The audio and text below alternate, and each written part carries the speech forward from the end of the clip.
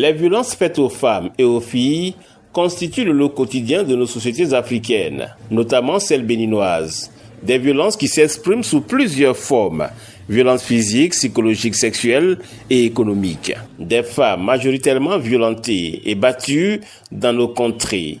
C'est donc pour freiner cette situation que les gouvernants, à travers les honorables députés, ont voté plusieurs textes de loi. Mais ces textes de loi ne sont pas toujours connus des populations à la base. C'est donc pour aider à la vulgarisation de ces textes que Mme Dassy Eugénie, bénéficiaire du programme d'appui à l'égalité de genre, phase 1, dans la zone 2, a pris son bâton de pèlerin.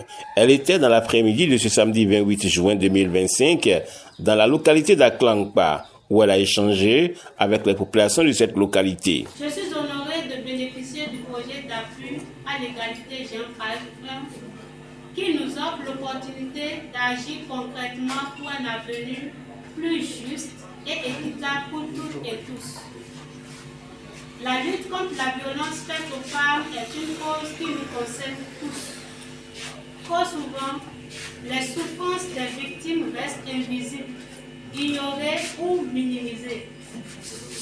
Pourtant, chaque histoire, chaque témoignage est une pierre précieuse dans l'édifice de notre société. Des échanges qui se sont déroulés à bâton rompu entre Eugénie Dassy, le chef du guichet unique de protection sociale, M. Antoine Fayon, pour en parler.